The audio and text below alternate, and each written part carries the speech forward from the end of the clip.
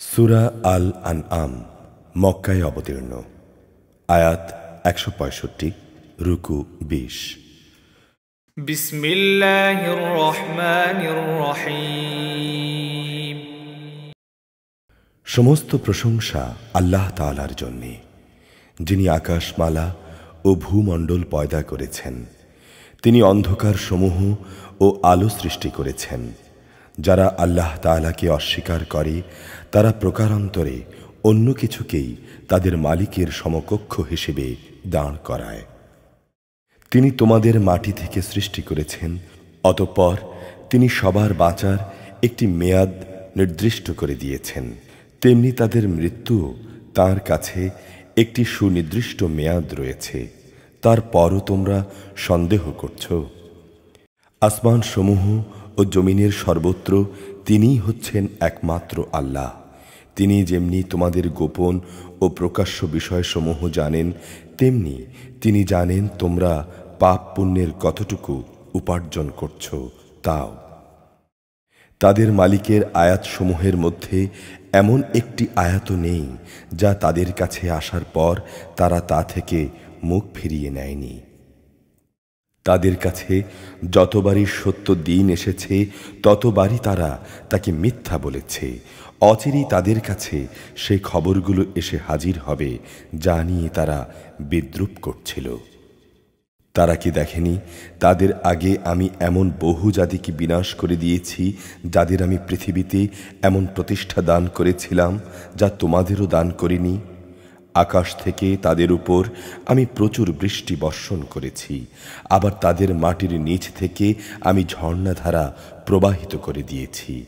অতঃপর তাদের পাপের কারণে আমি তাদের চিরতরে ধ্বংস করে দিয়েছি, আর তাদের পর আমি এক নতুন জাতির উত্থান ঘটিয়েছি। হে নবী, আমি যদি তোমার উপর কাগজে লেখা কোনো কিতাব নাজিল করতাম এবং তারা যদি তাদের হাত দিয়ে তা স্পর্শ করত, তারপরও যারা কুফরি করেছে তারা বলতো, এটা তো সুস্পষ্ট জাদু ছাড়া আর কিছুই নয়। তারা বলে, এ নবীর প্রতি কোনো ফেরেশতা নাজিল করা হলো না কেন? যদি সত্যি আমি কোনো ফেরেশতা পাঠাতাম তাহলে আযাবের ফয়সালা তখনই হয়ে যেত। এরপর তো আর কোনো অবকাশই তাদের দেয়া হতো না। তাছাড়া আমি যদি সত্যি ফেরেশতা পাঠাতাম তাকেও তো মানুষ বানিয়েই পাঠাতাম। আজ যেমন এরা সন্দেহ করছে, তখনও আমি এমনিভাবে তাদের মনের উপর সন্দেহ বসিয়ে দিতাম। হে রসূল, তোমার আগেও বহু নবী রসূলকে এভাবে ঠাট্টা বিদ্রূপ করা হয়েছিল। অনন্তর তাদের মধ্যে যারা নবীর সাথে যে ঠাট্টা বিদ্রূপ করেছে তাই তাদের আযাবের আকারে পরিবেষ্টন করে ফেলেছে। হে নবী, তুমি বলো, তোমরা পৃথিবীতে ঘুরে ফিরে দেখো, যারা নবী রসূলদের মিথ্যা প্রতিপন্ন করেছে তাদের কি ভয়াবহ পরিণাম হয়েছে। হে নবী, তুমি তাদের জিজ্ঞেস করো, আসমান সমূহ ও জমিনে যা আছে তা সব কার? তুমি বলো, এর সব কিছুই আল্লাহ তাআলার জন্যে। মানুষদের উপর দয়া করাটা তিনি তার নিজের উপর কর্তব্য বলে স্থির করে নিয়েছেন। কিয়ামতের দিন তিনি তোমাদের অবশ্যই জড়ো করবেন, এতে সন্দেহ নেই। যারা নিজেরাই নিজেদের ক্ষতি সাধন করেছে তারা এই দিনকে বিশ্বাস করে না। রাত ও দিনের মাঝে যা কিছু স্থিতি লাভ করেছে তার সব কিছুই তাঁর জন্যে। তিনি সব শোনেন এবং দেখেন। হে নবী, তুমি বলো, আমি কিভাবে আসমান সমূহ ও জমিনের মালিক আল্লাহ তাআলাকে বাদ দিয়ে অন্য কাউকে নিজের পৃষ্ঠপোষক বানিয়ে নেব, অথচ তিনি সবাইকে আহার যোগান, তাকে কোনো রকমের আহার যোগানো যায় না। তুমি বলো, আমাকে আদেশ দেয়া হয়েছে যেন সবার আগে আমি তাঁর অনুগত হই, এবং আমাকে আরো আদেশ দেয়া হয়েছে তুমি কখনো মুশরিকদের দলে শামিল হও না। তুমি বলো, আমি যদি আমার মালিকের অবাধ্য হই তাহলে আমি এক মহাদিবসের আযাব আপতিত হওয়ার ভয় করি। সে মহান দিবসে যাকে সে আযাব থেকে রেহাই দেয়া হবে তার উপর নিঃসন্দেহে আল্লাহ তাআলা অনুগ্রহ করবেন, আর সেটিই হচ্ছে সুস্পষ্ট সাফল্য। যদি আল্লাহ তাআলা তোমাকে কোনো দুঃখ পৌঁছান তাহলে তিনি ছাড়া আর কেউই তা দূর করতে পারবে না। অপরদিকে তিনি যদি তোমার কোনো উপকার করেন তাহলে কেউ তাতে বাধাও দিতে পারে না, কেননা তিনি সব কিছুর উপর ক্ষমতাবান। তিনি তাঁর বান্দাদের উপর একচ্ছত্র ক্ষমতার অধিকারী। তিনি মহাজ্ঞানী, তিনি সম্যক ওয়াকিফহাল। তুমি বলো, সাক্ষী হিসেবে কার সাক্ষ্য সবচেয়ে বড়? তুমি বলো, হ্যাঁ, একমাত্র আল্লাহ তাআলার, যিনি তোমাদের এবং আমার মধ্যকার সর্বোত্তম সাক্ষী। এ কোরআন তাঁর কাছ থেকেই আমার প্রতি নাজিল করা হয়েছে, আমি যেন তা দিয়ে তোমাদের এবং তোমাদের পর যাদের কাছে এ গ্রন্থ পৌঁছবে তাদের আযাবের ভয় দেখাই। তোমরা কি এ কথার সাক্ষ্য দিতে পারবে আল্লাহর সাথে আর কোনো ইলাহ রয়েছে? হে নবী, তুমি তাদের জানিয়ে দাও, আমি জেনে বুঝে কখনো এই ধরনের মিথ্যা সাক্ষ্য দিতে পারবো না। তুমি বলো, তিনি একক। তোমরা আল্লাহ তাআলার সঙ্গে যে শিরক করে যাচ্ছ তার থেকে আমি অবশ্যই মুক্ত। তোমার আগে যাদের আমি কিতাব দান করেছি তারা নবীকে ঠিক সেভাবেই চেনে, যেভাবে তারা তাদের ছেলেদের চেনে। কিন্তু অজ্ঞতার বশবর্তী হয়ে যারা নিজেরা নিজেদের ক্ষতি সাধন করেছে তারা কখনো ঈমান আনবে না। তার চাইতে বড় জালিম আর কে আছে, যে স্বয়ং আল্লাহ তাআলার উপর মিথ্যা আরোপ করে কিংবা তাঁর আয়াতসমূহকে অস্বীকার করে? আসলে জালিমরা কখনো সাফল্য লাভ করে না। একদিন আমি তাদের সবাইকে একত্রিত করব, অতঃপর যারা শিরক করেছে তাদের আমি বলবো, তোমাদের সেসব শরীকরা কোথায় আজ? কোথায় তারা যাদের তোমরা আমার সঙ্গে শরীক মনে করতে? অতঃপর তাদের সেদিন এই কথা বলা ছাড়া কোনো যুক্তি থাকবে না যে আল্লাহ তাআলার কসম, যিনি আমাদের রব, আমরা কখনো মুশরিক ছিলাম না। হে নবী, তুমি দেখো কিভাবে আজ এরা নিজেরাই নিজেদের মিথ্যা প্রতিপন্ন করছে এবং তাদের নিজেদের বানানো কথা কিভাবে আজ নিষ্ফল হয়ে যাচ্ছে।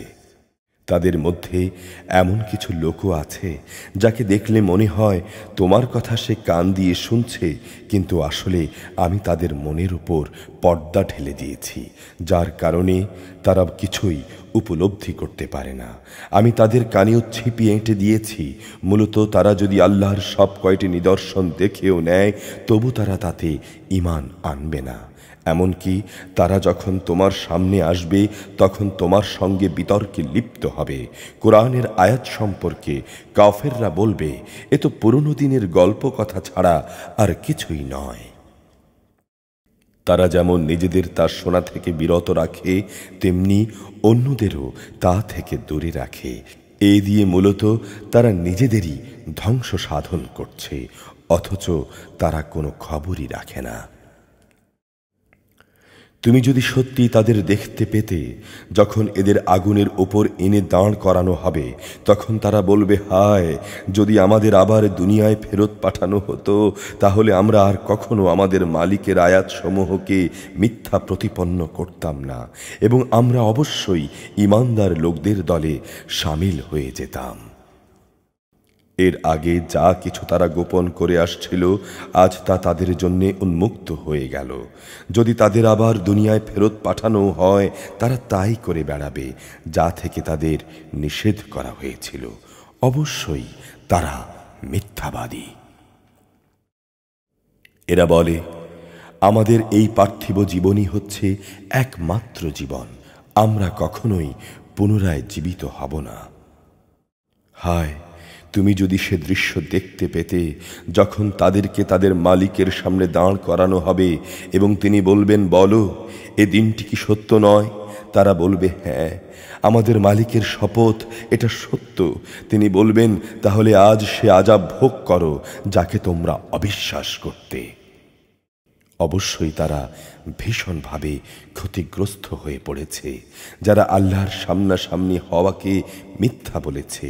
আর একদিন যখন সত্যি সত্যি কিয়ামতের ঘণ্টা হঠাৎ করেই তাদের সামনে এসে হাজির হবে, তখন তারা বলবে, হায় আফসোস, দুনিয়ায় এই দিনটিতে আমরা কত না অবহেলা করেছি। সেদিন তারা নিজেদের পাপের বোঝা নিজেদেরই পিঠে বয়ে বেড়াবে। দেখো কত নিকৃষ্ট বোঝা সেটি, যা সেদিন তারা বইবে। আর এই বৈষয়িক জীবন্ত নিছক খেল তামাশা ছাড়া আর কিছুই নয়। মূলত যারা আল্লাহ তাআলাকে ভয় করে পরকালের বাড়িঘরই তাদের জন্য উৎকৃষ্ট। তোমরা কি মোটেই অনুধাবন করো না? হে রাসূল, আমি জানি এরা যা বলে তা তোমাকে পীড়া দেয়।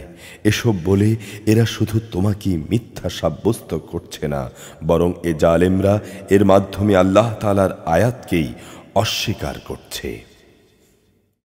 তোমার আগেও রসুলদের মিথ্যাবাদী সাব্যস্ত করা হয়েছিল, কিন্তু তাদের মিথ্যাবাদী সাব্যস্ত করা ও নানাভাবে নির্যাতিত হবার পরও তারা ধৈর্য ধারণ করেছে। শেষ পর্যন্ত তাদের কাছে আমার সাহায্য এসে হাজির হয়েছে। আসলে আল্লাহর কথা বদল করার কেউ নেই। অবশ্য নবীদের সংবাদ তো তোমার কাছে আগেই এসে পৌঁছেছে। তারপরও যদি তাদের এই উপেক্ষা তোমার কাছে কষ্টকর মনে হয়, তাহলে তোমার সাধ্য থাকলে তুমি পালানোর জন্যে ভূগর্ভে কোনো সুড়ঙ্গ কিংবা আসমানে কোনো সিঁড়ি তালাশ করো এবং সেখান থেকে তাদের জন্যে কোনো নিদর্শন নিয়ে এসো। আল্লাহ তাআলা যদি চাইতেন, তিনি তাদের সবাইকে হেদায়েতের উপর জড়ো করে দিতে পারতেন, এবং তুমি কখনো মূর্খ লোকদের দলে শামিল হও না। যারা এই কথাগুলো শোনে তারা অবশ্যই আল্লাহর ডাকে সাড়া দেয়। যারা মরে গেছে, আল্লাহ তাআলা তাদেরকেও কবর থেকে ওঠাবেন। অতঃপর মহাবিচারের জন্যে তারা সবাই তাঁর সামনে প্রত্যাবর্তিত হবে। এরা বলে, নবীর উপর তার মালিকের পক্ষ থেকে আমাদের কথা মতো কোনো নিদর্শন নাজিল করা হয়নি কেন? হে রাসূল, তুমি বলো, অবশ্যই আল্লাহ তাআলা সব ধরনের নিদর্শন পাঠানোর ক্ষমতা রাখেন, কিন্তু এদের অধিকাংশ লোকই এই ব্যাপারে কিছুই জানে না। জমিনের বুকে বিচরণশীল যে কোনো জন্তু কিংবা বাতাসের বুকে নিজ ডানা দুটি দিয়ে উড়ে চলা যে কোনো পাখি, যারা তোমাদের মতো সৃষ্টি নয়, আমি এই গ্রন্থে তাদের বর্ণনার কোনো কিছুও বাকি রাখিনি। অতঃপর এদের সবাইকে তাদের মালিকের কাছে জড়ো করা হবে। যারা আমার আয়াতসমূহকে মিথ্যা সাব্যস্ত করে, তারা হেদায়েতের ব্যাপারে বধির ও মূক। তারা অন্ধকারে পড়ে আছে। আল্লাহ তাআলা যাকে চান তাকে গোমরাহ করে দেন, আবার যাকে চান তাকে তিনি সঠিক পথের উপর এনে স্থাপন করেন। তুমি বলো, তুমি কি তোমাদের নিজেদের অবস্থা দেখেছ যখন তোমাদের উপর আল্লাহর পক্ষ থেকে কোনো আযাব আসবে কিংবা হঠাৎ করে কিয়ামত এসে হাজির হবে? তখন তোমরা কি আল্লাহ তাআলা ছাড়া আর কাউকে ডাকবে? বলো, যদি তোমরা সত্যবাদী হও। বরং তোমরা তো তখন শুধু তাকেই ডাকবে। তোমরা যে জন্যে তাকে ডাকবে, তিনি চাইলে তা দূর করে দেবেন, এবং যাদের তোমরা আল্লাহ তাআলার অংশীদার বানাতে, তাদের তোমরা ভুলে যাবে। তোমার আগের জাতিসমূহের কাছেও আমি আমার রসুল পাঠিয়েছিলাম। তাদেরও আমি নানা কষ্ট, দুঃখ ও বিপর্যয় আটকে রেখেছিলাম, যাতে করে তারা বিনয়ের সঙ্গে নতি স্বীকার করে। যদি এমন হতো যে তাদের উপর আমার বিপর্যয় এসে আপতিত হলো, তারা বিনীত হয়ে গেল, কিন্তু তাদের অন্তর এতে আরো শক্ত হয়ে গেল, এবং তারা যা করে যাচ্ছিল শয়তান তাদের কাছে তা শোভনীয় করে তুলে ধরেছিল। অতঃপর তারা সে সব কিছুই ভুলে গেল যা তাদের বারবার স্মরণ করানো হয়েছিল। তারপরও আমি তাদের উপর সচ্ছলতার সব কয়টি দুয়ারই খুলে দিলাম। শেষ পর্যন্ত যখন তারা তাতেই মত্ত হয়ে গেল যা তাদের দেয়া হয়েছিল, তখন আমি তাদের হঠাৎ পাকড়াও করে দিলাম। তারা সাথে সাথে নিরাশ হয়ে পড়ল। যারা আল্লাহ তাআলার ব্যাপারে জুলুম করেছে, তাদের সবার মূলোচ্ছেদ করে দেয়া হয়েছে। আর সকল প্রশংসা আল্লাহ তাআলার জন্যই, তিনি সৃষ্টিকুলের মালিক। হে রসূল, তুমি বলো, তোমরা কি একথা ভেবে দেখেছ, যদি আল্লাহ তাআলা কখনো তোমাদের শোনার ও দেখার ক্ষমতা কেড়ে নেন এবং তোমাদের অন্তরসমূহের উপর মোহর মেরে দেন, তবে আল্লাহ তাআলা ছাড়া দ্বিতীয় কোনো ইলাহ আছে কি যে তোমাদের এসব কিছু ফিরিয়ে দিতে পারবে? তাকিয়ে দেখো কিভাবে আমি আমার আয়াতসমূহ খুলে খুলে বর্ণনা করছি, এ সত্ত্বেও তারা মুখ ফিরিয়ে নিচ্ছে। তুমি বলো, তোমরা কি তাদের দেখেছ, যদি কখনো গোপনে কিংবা প্রকাশ্যভাবে তোমাদের উপর আল্লাহর আযাব আপতিত হয়, তাতে কতিপয় জালিম সম্প্রদায়ের লোক ব্যতীত অন্য কাউকে ধ্বংস করা হবে কি? আমি রসুলদের জান্নাতের সুসংবাদবাহী ও জাহান্নামের সতর্ককারী ছাড়া অন্যভাবে পাঠাই না। অতঃপর যে ব্যক্তি ঈমান আনবে এবং নিজেকে সংশোধন করে নেবে, তাদের কোনো ভয় নেই এবং তারা সেদিন কোনো রকম চিন্তাও করবে না। অপরদিকে যারা আমার আয়াতসমূহকে মিথ্যা প্রতিপন্ন করবে, কঠোর আযাব তাদের ঘিরে ধরবে, কেননা তারা আমার সঙ্গে নাফরমানি করেছিল। হে মুহাম্মদ, তুমি বলো, আমি তো তোমাদের এ কথা বলি না যে আমার কাছে আল্লাহ তাআলার বিপুল ধনভাণ্ডার রয়েছে, না এই কথা বলি যে আমি গায়েবের কোনো খবর রাখি, এ কথাও বলি না যে আমি একজন ফেরেশতা। আসলে আমি তো সেই ওহীরই অনুসরণ করি যা আমার উপর নাজিল করা হয়।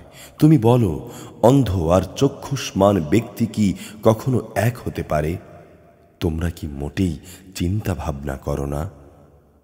হে মুহাম্মদ, তুমি আল্লাহর কিতাবের মাধ্যমে সেসব লোকদের আযাবের সতর্ক করো যারা এই ভয় করে যে তাদেরকে তাদের মালিকের সামনে একত্র করা হবে। সেদিন তাদের জন্য তিনি ছাড়া কোনো বন্ধু কিংবা কোনো সুপারিশকারী থাকবে না। আশা করা যায় তারা সাবধান হবে। তাদের তুমি তোমার কাছ থেকে সরিয়ে দিও না, যারা সকাল সন্ধ্যায় তাদের মালিককে ডাকে, তারই সন্তুষ্টি কামনা করে, কারণ তাদের কাজকর্মের কোনো রকম দায়িত্বই তোমার উপরে নেই। তোমার কাজকর্মের হিসাব কিতাবের কোনো রকম দায়িত্ব তাদের উপরে নেই। যদি তুমি তাদের সরিয়ে দাও, তাহলে তুমিও জালেমদের দলে শামিল হয়ে যাবে। আর আমি এভাবেই তাদের একদল দ্বারা অন্য দলের পরীক্ষা নিয়েছি, যেন অহংকারী লোকেরা গরিবদের একথা বলতে পারে যে এরাই কি হচ্ছে আমাদের মাঝে সে দলের লোক যাদের উপর আল্লাহ তাআলা অনুগ্রহ করেছেন। আল্লাহ তাআলা কি তাঁর কৃতজ্ঞ বান্দাদের ভালো করে জানেন না? যারা আমার আয়াতসমূহের উপর ঈমান এনেছে, তারা যখন তোমার কাছে আসবে, তখন তুমি তাদের বলো, তোমাদের উপর শান্তি বর্ষিত হোক। তোমাদের উপর অনুগ্রহ করাটা তোমাদের রব নিজের কর্তব্য বলে স্থির করে নিয়েছেন। তবে তোমাদের মধ্যে যদি কেউ কখনো অজ্ঞাতবশত কোনো অন্যায় কাজ করে বসে এবং পরক্ষণেই তওবা করে ও নিজেকে শুধরে নেয়, তাহলে আল্লাহ তাআলা তাকে ক্ষমা করে দেবেন। তিনি একান্ত ক্ষমাশীল ও পরম দয়ালু। আর এভাবেই আমি আমার আয়াতসমূহকে বিশদভাবে বর্ণনা করি, যাতে করে অন্যদের সামনে অপরাধীদের পথ পরিষ্কার হয়ে যায়। হে মুহাম্মদ, তুমি বলো, আল্লাহ তাআলাকে বাদ দিয়ে তোমরা আর যাদের ডাকো, আমাকে তাদের গোলামি করতে নিষেধ করা হয়েছে। তুমি এও বলো, আমি কখনো তোমাদের খেয়াল খুশির অনুসরণ করব না। তেমনটি করলে আমি গোমরাহ হয়ে যাব এবং আমি আর সত্যের অনুসরণকারীদের অন্তর্ভুক্ত থাকব না। তুমি বলো, আমি অবশ্যই আমার মালিকের এক উজ্জ্বল দলিল প্রমাণের উপর প্রতিষ্ঠিত আছি, আর সে জিনিসটাই তোমরা অস্বীকার করছো। যা তোমরা দ্রুত দেখতে চাও তা ঘটানোর ক্ষমতা আমার নেই। সব কিছুর চূড়ান্ত ক্ষমতা কেবলমাত্র আল্লাহ তাআলার হাতেই রয়েছে, আর এই সত্যটাই তিনি এখানে বর্ণনা করছেন। তিনি হচ্ছেন উত্তম ফয়সালাকারী। তুমি বলো, আযাবের যে বিষয়টার জন্য তোমরা তাড়াহুড়া করছো, তা ঘটানো যদি আমার ক্ষমতার মধ্যে থাকতো, তাহলে তোমাদের ও আমার মধ্যকার ফয়সালা তো অনেক আগেই হয়ে যেত। আল্লাহ তাআলা জালেমদের ভালো করেই জানেন। গায়বের চাবিগুলো সব তার হাতে নিবদ্ধ রয়েছে। সে খবর তিনি ছাড়া কারোই জানা নেই। জলে স্থলে যেখানে যা কিছু আছে তা শুধু তিনিই জানেন। গাছের একটি পাতা কোথাও ঝরে না যা তিনি জানেন না। মাটির অন্ধকারে একটি শস্য কণাও নেই, নেই কোনো তাজা সবুজ কিংবা ক্ষয়িষ্ণু শুকনো কিছু যার বিবরণ একটি সুস্পষ্ট গ্রন্থে মজুদ নেই। তিনিই মহান আল্লাহ, যিনি রাতের বেলা তোমাদের উপর মৃত্যু ছেয়ে দেন। দিনের বেলায় তোমরা যা কিছু করো তা তিনি জানেন। রাতের পর তিনি আবার তোমাদের উঠিয়ে দেন, যাতে করে তোমাদের নির্দিষ্ট সময়কাল পূর্ণতা পেতে পারে। এরপর তাঁর দিকেই হচ্ছে তোমাদের ফিরে যাবার জায়গা। অতঃপর তিনি তোমাদের বলে দেবেন, তোমরা দুনিয়ায় কি কাজ করছিলে। আল্লাহ তাআলা নিজ বান্দাদের উপর পূর্ণ মাত্রায় কর্তৃত্বশীল। তিনি তোমাদের উপর পাহারাদার ফেরেশতা নিযুক্ত করেন। এভাবে তোমাদের কারো যখন মৃত্যু এসে হাজির হয়, তখন প্রেরিত ফেরেশতারা তার জীবনের সমাপ্তি ঘটিয়ে দেয়। দায়িত্ব পালনে তারা কখনো কোনো ভুল করে না। অতঃপর তাদের সবাইকে তাদের আসল মালিক আল্লাহর সামনে ফিরিয়ে নেওয়া হবে। সাবধান, যাবতীয় ক্ষমতা ও কর্তৃত্ব কিন্তু একা তাঁর। তড়িৎ হিসাব গ্রহণে তিনি অত্যন্ত তৎপর। তুমি বলো, যখন তোমরা স্থলভূমি ও সমুদ্রের অন্ধকারে বিপদে পড়ো, যখন তোমরা কাতর কণ্ঠে এবং নীরবে তাকিয়ে ডাকতে থাকো, তখন কে তোমাদের সেসব থেকে উদ্ধার করে? কাকে তোমরা তখন বলো, হে মালিক, আমাদের যদি তুমি এ থেকে বাঁচিয়ে দাও, তাহলে আমরা তোমার কৃতজ্ঞ বান্দাদের দলে শামিল হয়ে যাব। তুমি বলো, হ্যাঁ, আল্লাহ তাআলাই তোমাদের সেই অবস্থা থেকে এবং অন্য সব বিপদ আপদ থেকে বাঁচিয়ে দেন। তারপরও তোমরাই তার সঙ্গে অন্যদের শরীক করো। তুমি বলো, আল্লাহ তাআলা তোমাদের উপর থেকে অথবা তোমাদের পায়ের নিচ থেকে আযাব পাঠাতে সক্ষম, অথবা তিনি তোমাদের দল উপদলে বিভক্ত করে এক দলকে আরেক দলের শাস্তির স্বাদ গ্রহণ করাতেও সম্পূর্ণরূপে সক্ষম। লক্ষ্য করো কিভাবে আমি আমার আয়াতসমূহকে খুলে খুলে বর্ণনা করি। আশা করা যায় তারা সত্য অনুধাবন করতে পারবে।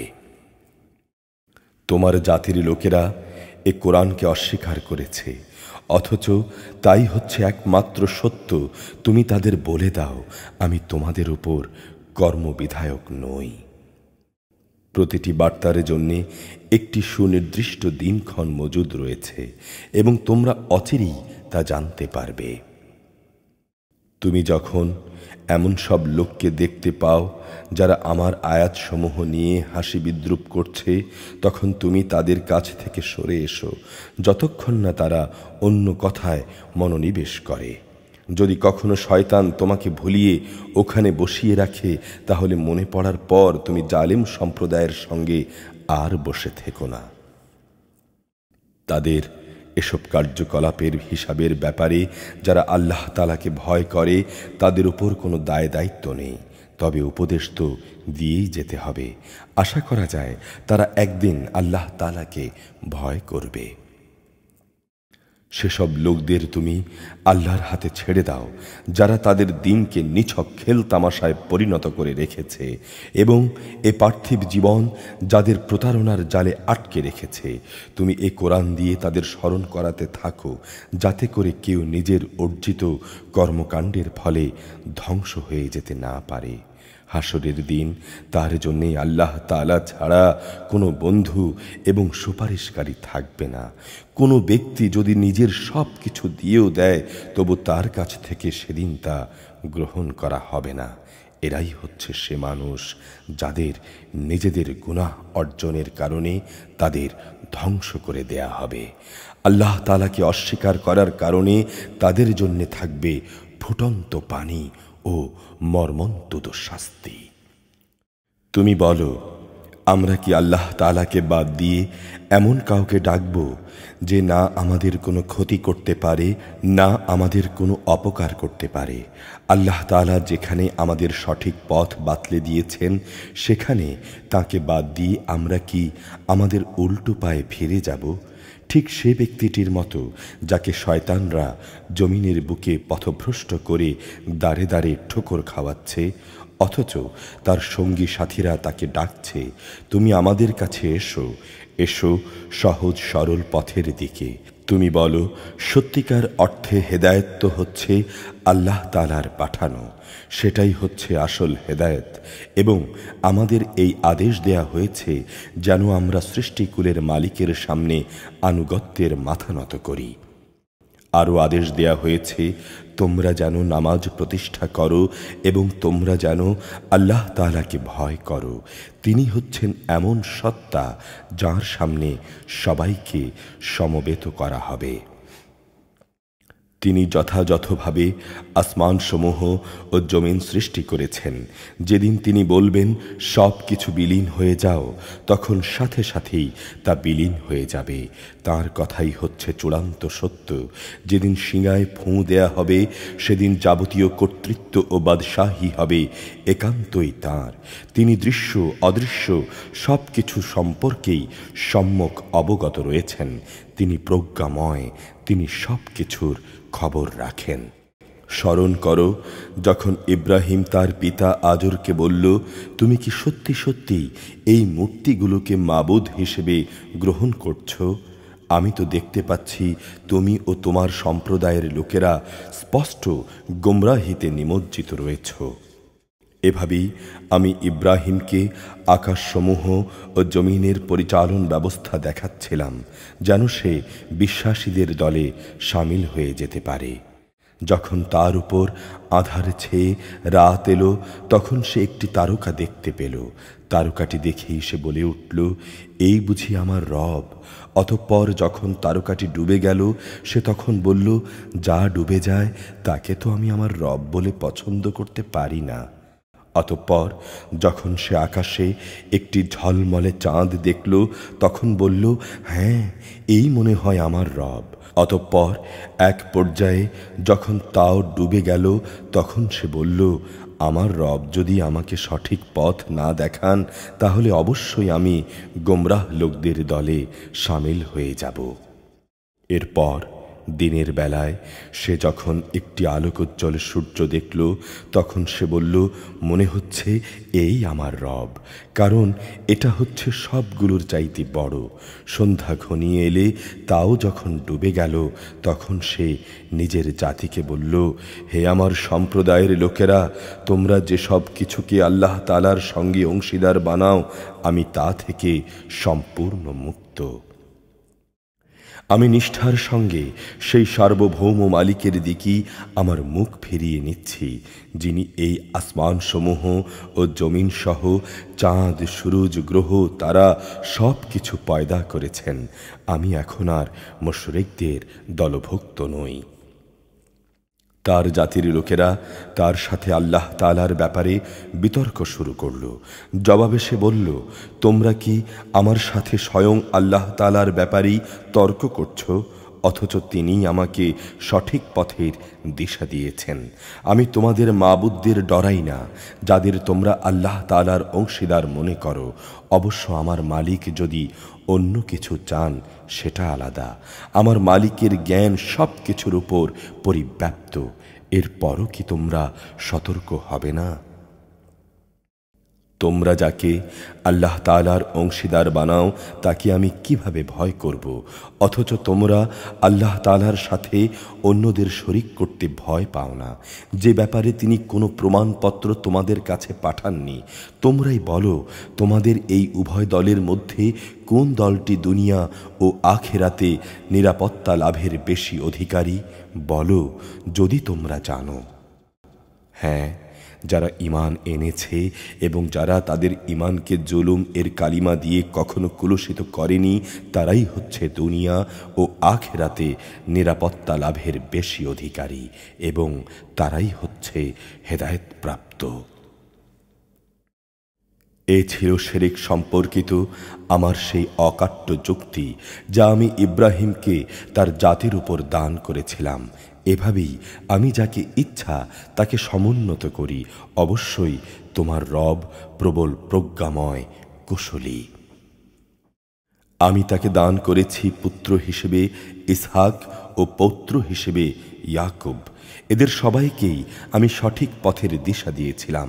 এদের আগে আমি নূহকেও হেদায়েতের পথ দেখিয়েছি এবং তার বংশের মাঝে দাউদ, সুলাইমান, আইয়ুব, ইউসুফ, মুসা এবং হারুনকেও আমি হেদায়েত দান করেছি। আর এভাবেই আমি সৎ কর্মশীলদের পুরস্কার দিয়ে থাকি। জাকারিয়া, ইয়াহিয়া, ঈসা এবং ইলিয়াসকেও আমি সঠিক পথ দেখিয়েছিলাম। এরা সবাই ছিল নেককারদের দলভুক্ত। আমি ইসমাইল, ইয়াসা, ইউনুস এবং লূতকেও সৎ পথ দেখিয়েছিলাম। এদের সবাইকেই আমি নবুয়াত দিয়ে সৃষ্টিকুলের উপর বিশেষ মর্যাদা দান করেছিলাম।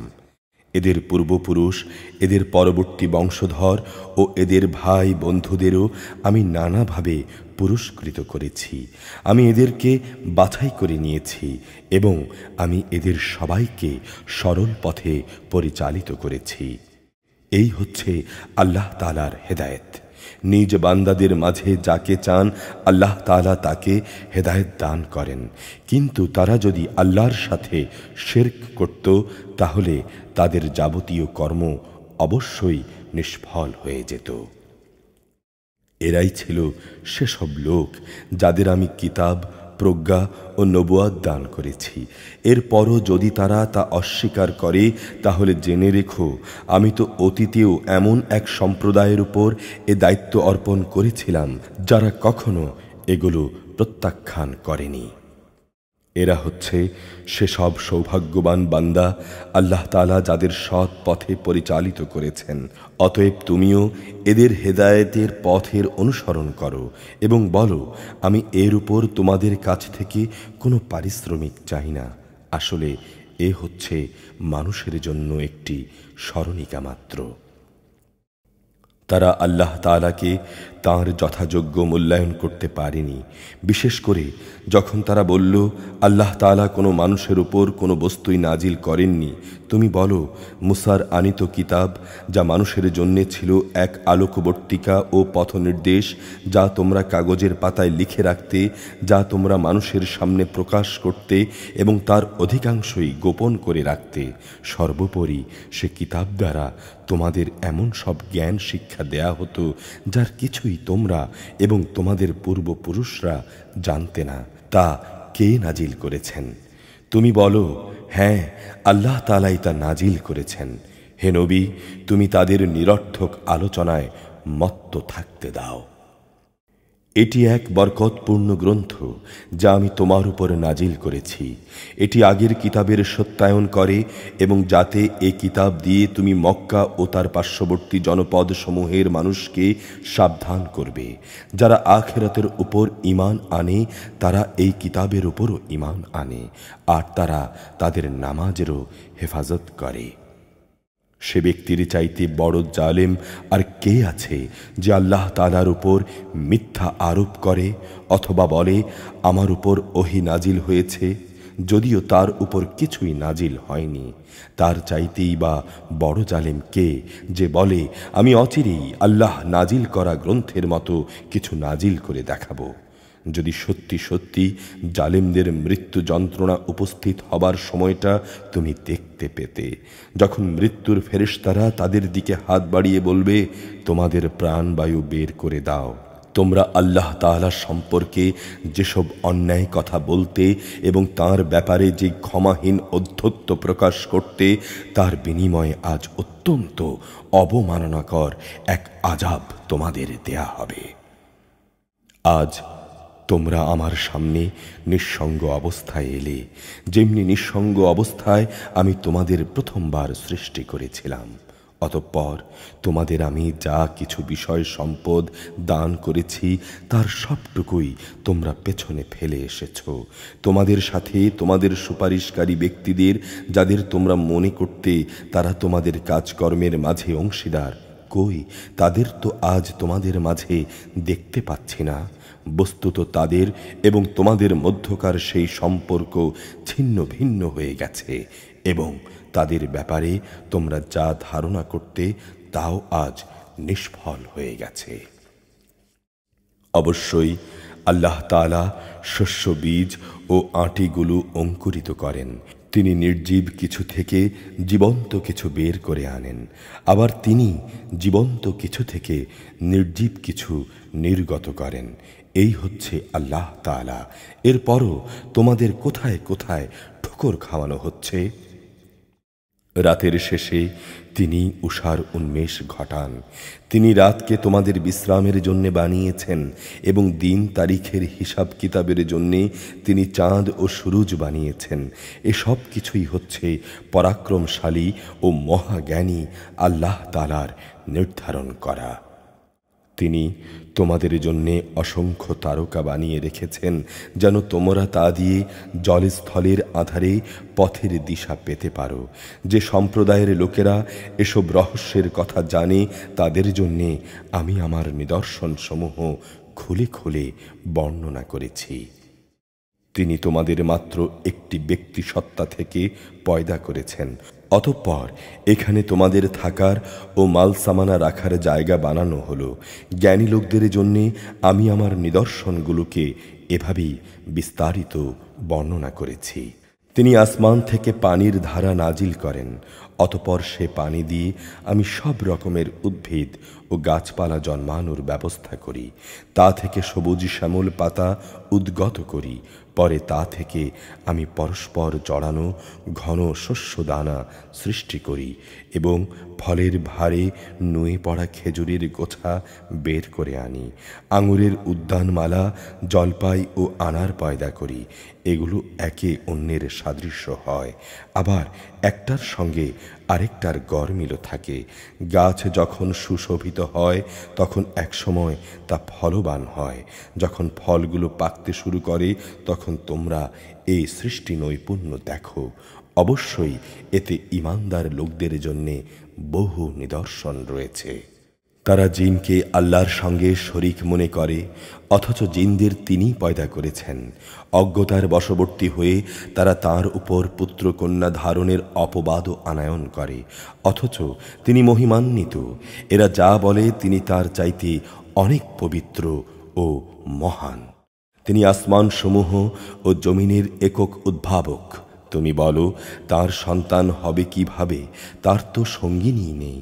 সব কিছু তিনিই পয়দা করেছেন এবং সব কিছু সম্পর্কে তিনি পুরোপুরি ওয়াকিফহাল রয়েছেন। আল্লাহ তাআলা তোমাদের রব, তিনি ছাড়া আর কোনো মাবুদ নাই। সব কিছুর স্রষ্টা তিনি, সুতরাং তোমরা তারই ইবাদত করো। সব কিছুর উপর তিনি তত্ত্বাবধায়ক।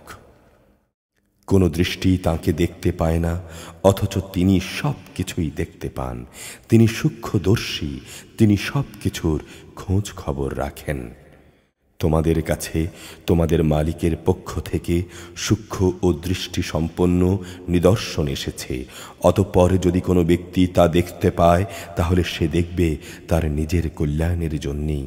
আবার যদি কেউ তা না দেখে, অন্ধ হয়ে থাকে, তাহলে তার দায়িত্ব তার উপরই বর্তাবে। তুমি বলো, আমি তোমাদের উপর তত্ত্বাবধায়ক নই। আমি এভাবেই আমার আয়াতগুলো বর্ণনা করি, যাতে করে তারা এই কথা বলতে পারে, তুমি ভালো করেই এসব পড়ে এসেছ, এবং যারা জ্ঞানী তাদের জন্যেও যেন আমি তা সুস্পষ্ট করে দিতে পারি। হে মুহাম্মদ, তুমি শুধু তারই অনুসরণ করো যা তোমার মালিকের কাছ থেকে তোমার কাছে নাজিল করা হয়েছে। তিনি ছাড়া অন্য কোনো মাবুদ নেই। যারা শিরকে লিপ্ত তাদের তুমি এড়িয়ে চলো। আল্লাহ তাআলা যদি চাইতেন তাহলে এরা কেউই শিরক করত না। আমি কিন্তু তোমাকে তাদের উপর পাহারাদার নিযুক্ত করে পাঠাইনি। তুমি তো তাদের উপর কোনো অভিভাবকও নও। তারা আল্লাহ তাআলার বদলে যাদের ডাকে তোমরা তাদের গালিগালাজ করো না, নইলে তারা শত্রুতার বশবর্তী হয়ে না জেনে আল্লাহ তাআলা কি গালি দেবে। এভাবেই আমি প্রত্যেক জাতির কাছে তাদের নিজেদের কার্যকলাপ সুশোভন করে রেখেছি। অতঃপর তাদের ফিরে যাবার জায়গা হলো তাদের মালিকের কাছে। তারপর তিনি তাদের বলে দেবেন তারা দুনিয়ায় কি কি করে এসেছে। এরা আল্লাহর নামে কঠিন শপথ করে বলে, যদি তাদের কাছে কোনো নিদর্শন আসে তাহলে অবশ্যই তারা তার উপর ঈমান আনবে। তুমি বলো, নিদর্শন পাঠানো সম্পূর্ণ তো আল্লাহ তাআলার ব্যাপার। তুমি কি জানো যে নিদর্শন এলেও এরা কিন্তু ঈমান আনবে না? আমি তাদের অন্তঃকরণ ও দৃষ্টিশক্তিকে অন্যদিকে ফিরিয়ে দেব, যেমন তারা প্রথমবারই এই কোরআনের উপর ঈমান আনেনি, এবং আমি এবার তাদের অবাধ্যতার আবর্তে ঘুরপাক খাওয়ার জন্যে ছেড়ে দেব। আমি যদি তাদের কাছে আমার ফেরেশতাদেরও নাজিল করি, মৃত ব্যক্তিরাও যদি কবর থেকে উঠে এসে তাদের সাথে কথা বলতে শুরু করে, এবং আমি যদি দুনিয়ার সমুদয় বস্তুও এনে তাদের উপর জড়ো করে দেই, তবু এরা ঈমান আনবে না। অবশ্য যদি আল্লাহ তাআলা ভিন্ন কিছু চান তা আলাদা। আসলে এদের অধিকাংশ ব্যক্তি মূর্খতার আচরণ করে। আমি এভাবেই প্রত্যেক নবীর জন্যে তাদের যুগে মানুষ ও জিনদের থেকে কিছু কিছু দুশমন বানিয়ে রেখেছি, যারা প্রতারণা করার উদ্দেশ্যে একে অন্যকে চমকপ্রদ কথা বলে। তোমার রব চাইলে তারা এটা করত না। তুমি তাদের ছেড়ে দাও, তারা যা পারে মিথ্যা রচনা করে বেড়াক। এটা এই জন্যে যে যারা শেষ বিচারের দিনের উপর ঈমান রাখে না, তাদের মন এর ফলে শয়তানের প্রতি অনুরাগী হয়ে পড়ে, যেন তারা তার ব্যাপারে সন্তুষ্ট থাকতে পারে। সর্বোপরি তারা যেসব কুকর্ম চালিয়ে যাচ্ছিল, এর ফলে নির্বিঘ্নে তারা তাও চালিয়ে যেতে পারে। তুমি বলো, আমি কি আল্লাহ তাআলা ছাড়া অন্য কোনো ফয়সালাকারী সন্ধান করব? অথচ তিনিই হচ্ছেন সেই মহান সত্তা যিনি এই বিচারের ফয়সালার জন্যে তোমাদের কাছে সবিস্তারে কিতাব নাজিল করেছেন। আগে যাদের আমি আমার কিতাব দান করেছিলাম তারা জানে তোমার মালিকের পক্ষ থেকে সত্যবাণী নিয়েই এটা নাজিল করা হয়েছে। অতএব তুমি কখনো সন্দিহানদের অন্তর্ভুক্ত হও না। ন্যায় ও ইনসাফের আলোকে তোমার মালিকের কথাগুলো পরিপূর্ণ হয়ে গেছে এবং তার কথা পরিবর্তন করার কেউ নেই। তিনি সব শোনেন, সব জানেন। হে মুহাম্মদ, তুমি যদি দুনিয়ার অধিকাংশ মানুষের কথা মেনে চলো, তাহলে তারা তোমাকে আল্লাহ তাআলার পথ থেকে বিচ্যুত করে ছাড়বে। কেননা এরা নিছক কিছু আন্দাজ অনুমান ছাড়া আর কিছুরই অনুসরণ করে না, এবং এরা মিথ্যা ছাড়া অন্য কিছু বলেও না। নিঃসন্দেহে তোমার মালিক এই কথা ভালো করেই জানেন কে তার পথ ছেড়ে বিপথগামী হচ্ছে, আবার কে সঠিক পথের অনুসারী, তাও তিনি সম্যক অবগত রয়েছেন। তোমরা শুধু সেসব জন্তুর গোশত খাবে যার উপর জবাইয়ের সময় আল্লাহ তাআলার নাম নেওয়া হয়েছে, যদি তোমরা আল্লাহ তাআলার আয়াতে বিশ্বাসী হও। তোমাদের এ কি হয়েছে? তোমরা সেসব জন্তুর গোশত কেন খাবে না যার উপর জবাই করার সময় আল্লাহ তাআলার নাম নেওয়া হয়েছে? বিশেষ করে যখন তিনি খুলে খুলে বর্ণনা করেছেন যে তিনি তোমাদের উপর কোন কোন বস্তু হারাম করেছেন। সে কথা অবশ্যই আলাদা যখন তোমাদের তার জন্য একান্ত বাধ্য করা হয়। অধিকাংশ মানুষ সুষ্ঠু জ্ঞান ছাড়াই নিজেদের খেয়াল খুশি মতো অন্যদের বিপথে চালিত করে। নিঃসন্দেহে তোমার রব সীমা লঙ্ঘনকারীদের ভালো করেই জানেন। তোমরা প্রকাশ্য গুনাহ থেকে বেঁচে থাকো তার গোপন অংশ থেকেও। অবশ্যই যারা কোনো গুনাহ অর্জন করবে, অচিরেই তাদের কৃতকর্মের যথাযথ ফল তাদের প্রদান করা হবে। জবাইয়ের সময় যার উপর আল্লাহ তাআলার নাম নেওয়া হয়নি সে জন্তুর গোশত তোমরা কখনো খাবে না, কেননা তা হচ্ছে জঘন্য গুনাহের কাজ। অবশ্যই শয়তানরা তাদের সঙ্গী সাথীদের মনে প্ররোচনা দেয়, যেন তারা তোমাদের সাথে এই নিয়ে তর্ক বিতর্ক করে। যদি তোমরা তাদের কথা মেনে চলো তাহলে অবশ্যই তোমরা মুশরিক হয়ে যাবে।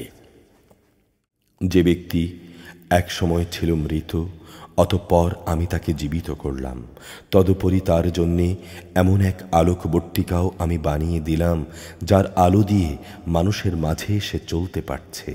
সে কি কখনো সে ব্যক্তির মতো হতে পারে যে এমন অন্ধকারে পড়ে আছে যেখান থেকে সে কোনো ক্রমেই বেরিয়ে আসতে পারছে না? এভাবেই কাফেরদের জন্যে তাদের কর্মকাণ্ডকে শোভনীয় ও সুখকর বানিয়ে রাখা হয়েছে। এভাবে আমি প্রত্যেক জনপদে তার বড় বড় কিছু অপরাধী বানিয়ে রেখেছি যেন তারা সেখানে অন্যদের ধোঁকা দিতে পারে। আসলে এসব কিছুর মাধ্যমে তারা তাদের নিজেদেরই প্রতারিত করছে, অথচ তারা নিজেরা এই কথাটা মোটেই উপলব্ধি করছে না। তাদের কাছে যখনই আল্লাহর কোনো আয়াত আসে তখন তারা বলে, আমরা এর উপর কখনো ঈমান আনব না যতক্ষণ না আমাদেরও তাই দেয়া হয় যা আল্লাহর রাসূলদের দেয়া হয়েছে। অথচ আল্লাহ তাআলা ভালো করেই জানেন তাঁর রিসালাত তিনি কোথায় রাখবেন। যারা এই অপরাধ করেছে তারা অচিরেই আল্লাহর কাছে অপমান ও কঠিন আযাবের সম্মুখীন হবে, কেননা তারা আল্লাহ তাআলার সঙ্গে প্রতারণা করছিল। আল্লাহ তাআলা যদি কাউকে সৎ পথে পরিচালিত করতে চান তাহলে তিনি তার হৃদয় ইসলামের জন্য খুলে দেন। আবার যদি চান কাউকে বিপথগামী করবেন তাহলে তার হৃদয়কে তিনি সংকীর্ণ করে দেন। এই অবস্থায় তার পক্ষে ইসলামের অনুসরণ করা এমন কঠিন হয় যেন কোনো একজন ব্যক্তি আকাশে চড়তে চাইছে, আর যারা আল্লাহর উপর বিশ্বাস করে না আল্লাহ তাআলা এভাবেই তাদের উপর অপমান, লাঞ্ছনা ও নাপাকি ছেয়ে দেন। মূলত এটিই হচ্ছে তোমাদের মালিকের দেখানো সহজ সরল পথ। আমি অবশ্যই আমার আয়াতসমূহকে উপদেশ গ্রহণে আগ্রহীদের জন্য বিশদভাবে বর্ণনা করেছি। তাদের মালিকের কাছে রয়েছে তাদের জন্যে শান্তির এক সুন্দর নিবাস। আল্লাহ তাআলাই তাদের অভিভাবক। দুনিয়ায় তারা যা করত এটা হচ্ছে তারই বিনিময়।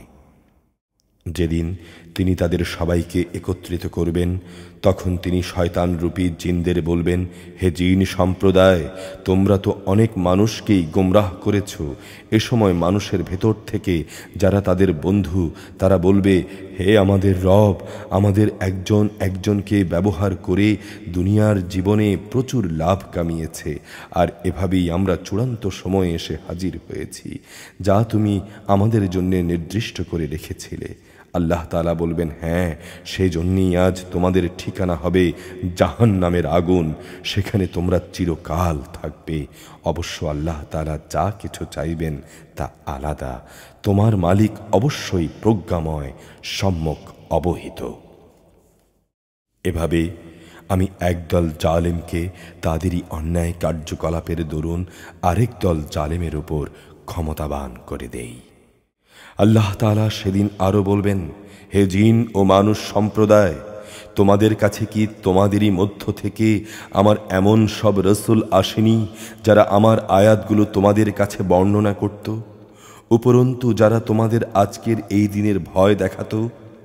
জবাবে ওরা বলবে, হ্যাঁ এসেছিল, তবে আজ আমরা আমাদের নিজেদের বিরুদ্ধেই সাক্ষ্য দিচ্ছি।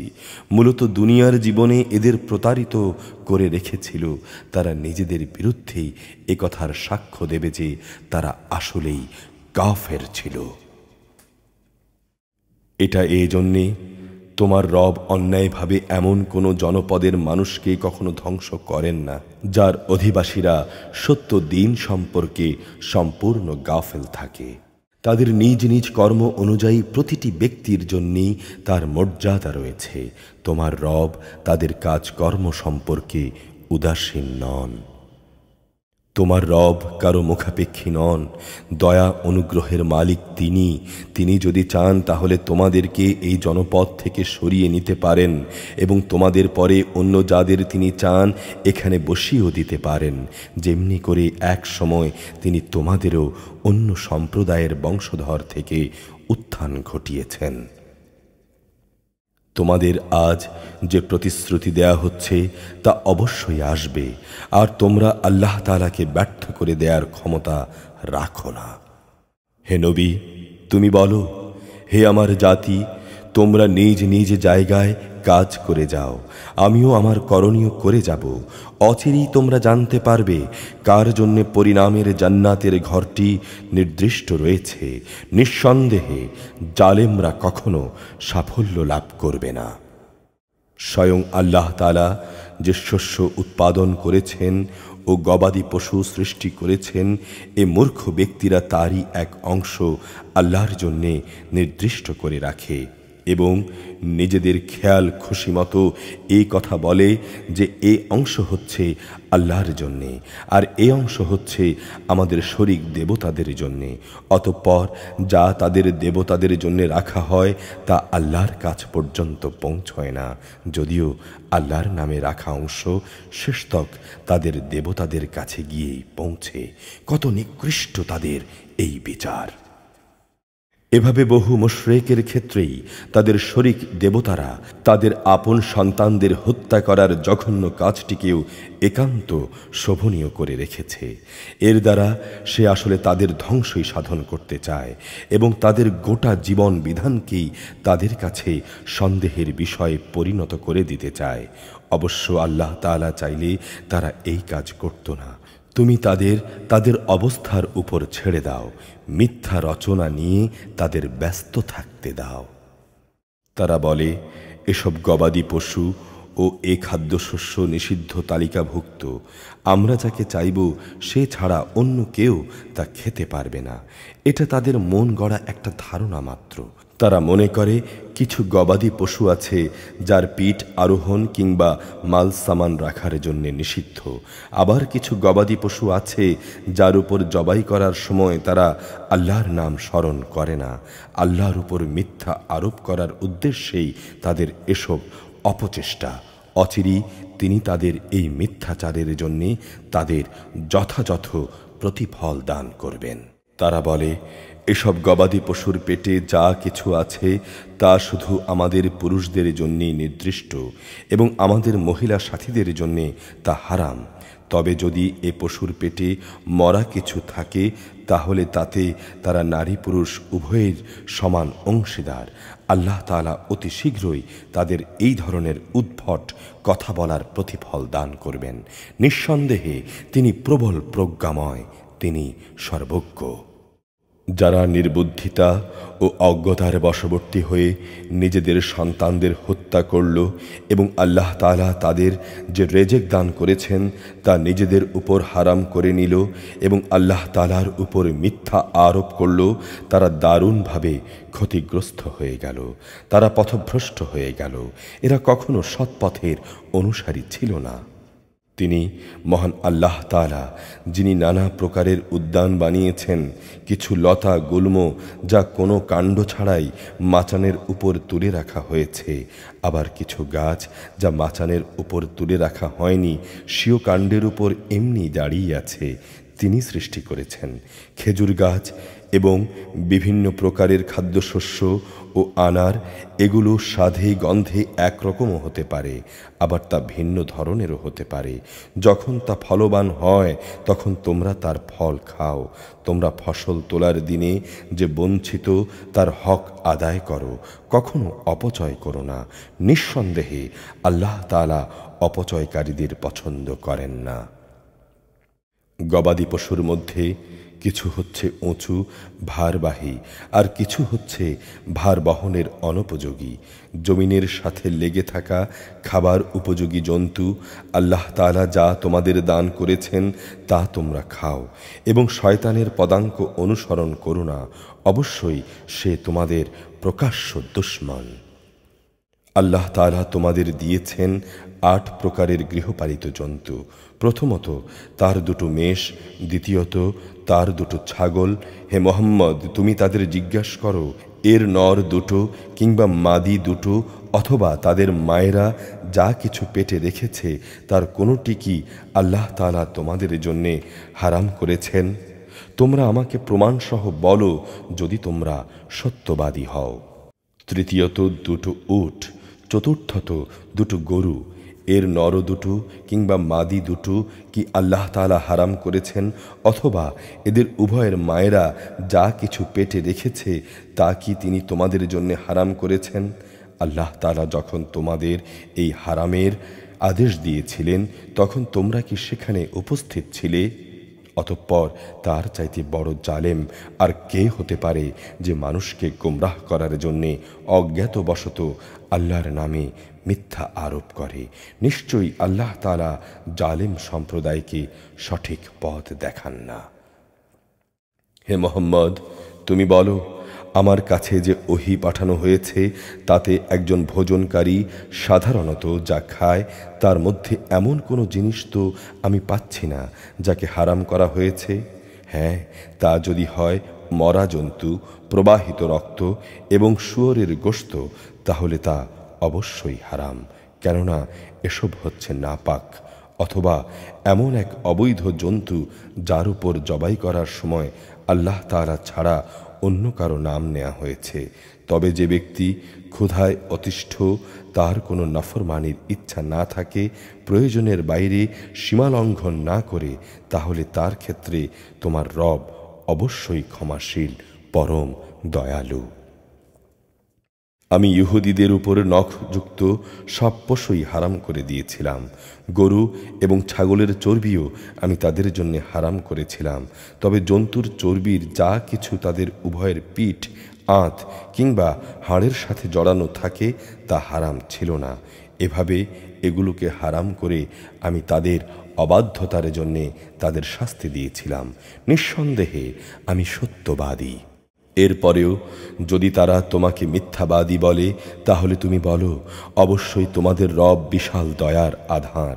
তবে অপরাধী সম্প্রদায়ের উপর থেকে তার শাস্তি কারো পক্ষেই ফেরানো সম্ভব নয়। অচিরেই এই মুশরিক লোকগুলো বলতে শুরু করবে, যদি আল্লাহ তাআলা চাইতেন তাহলে আমরা ও আমাদের পূর্বপুরুষরা শিরক করতাম না, না এভাবে আমরা কোনো জিনিস নিজেরা হারাম করে নিতাম। তুমি বলো, এর আগেও অনেকে এভাবে আল্লাহর আয়াত অস্বীকার করেছে। অস্বীকার করতে করতে তারা আমার শাস্তির স্বাদও ভোগ করেছে। তুমি বলো, তোমাদের কাছে কি সত্যিই কোনো জ্ঞান মজুদ রয়েছে? থাকলে অতঃপর তা বের করে আমার কাছে নিয়ে এসো। তোমরা তো শুধু কল্পনার অনুসরণ করো এবং অনুসরণ করো শুধু মিথ্যার। তুমি বলো, সব কিছুর চূড়ান্ত প্রমাণ তো আল্লাহ তাআলার জন্যই। তিনি যদি চাইতেন তাহলে তিনি তোমাদের সবাইকেই সৎ পথে পরিচালিত করে দিতেন। তুমি বলো, যাও, তোমরা তোমাদের সেসব সাক্ষী নিয়ে এসো যারা এ কথার সাক্ষ্য দেবে যে আল্লাহ তাআলাই এসব জিনিস হারাম করেছেন। তারা যদি সাক্ষ্য দেয়ও, তবু তুমি তাদের সাথে কোনো সাক্ষ্য দিও না। তুমি তাদের ইচ্ছা আকাঙ্ক্ষার অনুসরণ করো না, যারা আমার আয়াতকে অস্বীকার করেছে, যারা পরকালের উপর ঈমান আনেনি। সর্বোপরি তারা অন্য কিছুকেই তাদের মালিকের সমকক্ষ মনে করে। হে মুহাম্মদ, তুমি তাদের বলো, এসো আমি তোমাদের বলে দেই তোমাদের রব কোন কোন জিনিস তোমাদের জন্য হারাম করেছেন। হ্যাঁ, সে জিনিসগুলো হচ্ছে, তোমরা তার সাথে অন্য কিছুকে শরিক করবে না, পিতামাতার সাথে ভালো ব্যবহার করবে, দারিদ্র্যের আশঙ্কায় কখনো তোমরা তোমাদের সন্তানদের হত্যা করো না, কেননা আমি তোমাদের ও তাদের উভয়েরই আহার যোগাই। প্রকাশ্যে হোক কিংবা গোপনে হোক তোমরা অশ্লীলতার কাছে যেও না। আল্লাহ তাআলা যে জীবনকে তোমাদের জন্য সম্মানিত করেছেন তাকে যথার্থ কারণ ব্যতিরেকে হত্যা করো না। এ হচ্ছে তোমাদের জন্য আল্লাহ তাআলার কতিপয় নির্দেশ। এর মাধ্যমে তিনি তোমাদের আদেশ দিয়েছেন। আশা করা যায় তোমরা অনুধাবন করতে পারবে। তোমরা এতিমদের সম্পদের কাছে যেও না, তবে উদ্দেশ্য যদি ভালো হয় তাহলে একটা নির্দিষ্ট বয়স সীমায় পৌঁছা পর্যন্ত কোনো পদক্ষেপ নিলে তা ভিন্ন কথা। পরিমাপ ও ও ওজন করার সময় ন্যায্যভাবেই তা করবে। আমি কারো উপর তার সাধ্য সীমার বাইরে কোনো দায়িত্ব চাপাই না। যখনই তোমরা কোনো ব্যাপারে কথা বলবে তখন ইনসাফ করবে। যদি তা তোমাদের একান্ত আপনজনের বিরুদ্ধেও হয়, তোমরা আল্লাহ তাআলাকে দেয়া সব অঙ্গীকার পূরণ করো। এ হচ্ছে তোমাদের জন্যে তার কতিপয় বিধান, এর মাধ্যমে তিনি তোমাদের আদেশ দিয়েছেন। আশা করা যায় তোমরা উপদেশ গ্রহণ করবে। এটা হচ্ছে আমার দেখানো সহজ সরল পথ, অতএব তোমরা একমাত্র এরই অনুসরণ করো।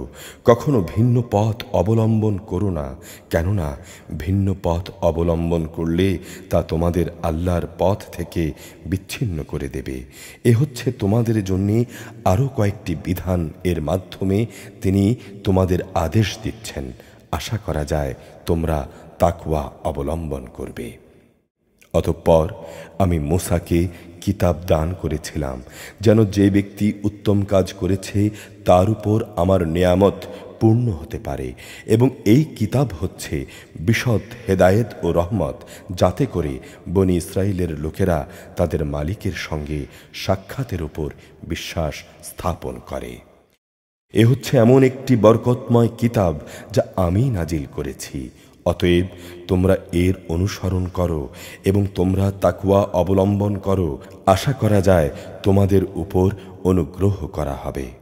তোমরা যেন এ কথা বলতে না পারো যে আল্লাহর কিতাব তো আমাদের আগের ইহুদি ও খ্রিস্টান এই দুটো সম্প্রদায়কেই দেয়া হয়েছিল, যদিও আমরা সেসব কিতাবের পাঠ সম্পর্কে বেখবর ছিলাম। অথবা এ কথাও যেন বলতে না পারে যে যদি ইহুদি খ্রিস্টানদের মতো আমাদের উপরও কোনো কিতাব নাজিল করা হতো, তাহলে আমরা তাদের চাইতে বেশি সৎ পথের অনুসারী হতাম। আজ তোমাদের কাছে সত্যি তোমাদের মালিকের পক্ষ থেকে সুস্পষ্ট প্রমাণ, হেদায়েত ও রহমত সর্বস্ব কিতাব এসেছে। তোমরা এর অনুসরণ করো। তার চাইতে বড় জালেম আর কে যে আল্লাহর আয়াতসমূহকে অস্বীকার করে এবং তা থেকে মুখ ফিরিয়ে নেয়? জেনে রেখো, যারাই আমার আয়াত থেকে মুখ ফিরিয়ে নেয়, অচিরেই আমি তাদের এই জঘন্য আচরণের জন্যে নিকৃষ্ট শাস্তি দেব। তারা কি এই জন্যে প্রতীক্ষা করছে যে তাদের কাছে আসমান থেকে ফেরেশতা নাজিল হবে, কিংবা স্বয়ং তোমাদের রব তাদের কাছে এসে কিতাব দিয়ে যাবেন, অথবা মালিকের পক্ষ থেকে পাঠানো নিদর্শনের কোনো অংশ তাদের কাছে আসবে? যেদিন সত্যি তোমার মালিকের পক্ষ থেকে এমন কোনো নিদর্শন আসবে, সেদিন তো হবে কিয়ামতের দিন।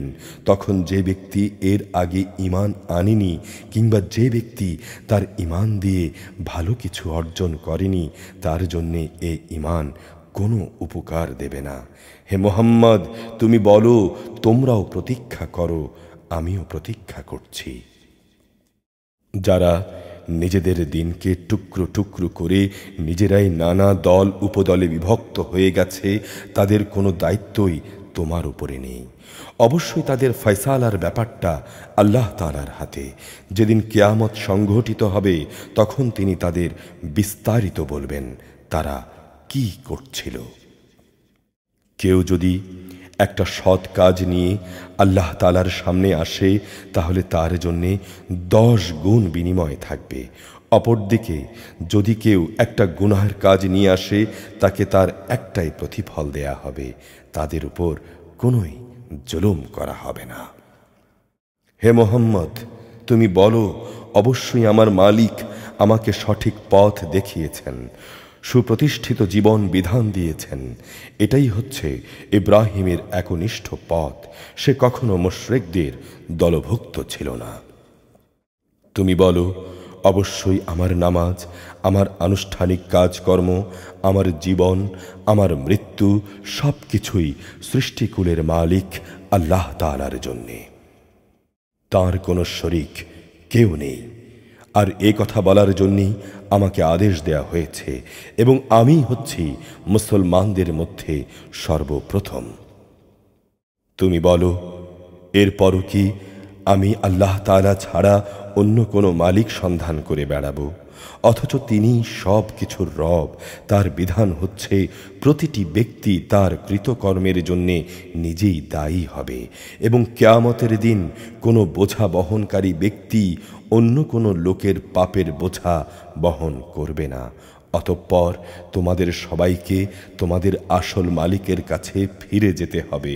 সেদিন তিনি তোমাদের সেসব কিছুই জানিয়ে দেবেন, যা নিয়ে দুনিয়ার জীবনে তোমরা মতবিরোধ করতে। তিনি সেই মহান সত্তা যিনি তোমাদের এই জমিনে তার খলিফা বানিয়েছেন, এবং এই কারণে তিনি তোমাদের একজনকে অন্যজনের উপর বেশি কিছু মর্যাদা দান করেছেন, যেন তিনি তোমাদের যা কিছু দিয়েছেন তা দিয়েই তিনি তোমাদের কাছ থেকে কৃতজ্ঞতার পরীক্ষা নিতে পারেন। জেনে রেখো, অবশ্যই তোমার রব শাস্তিদানের ব্যাপারে অত্যন্ত তৎপর, আবার তিনি বড় ক্ষমাশীল, পরম দয়াময়।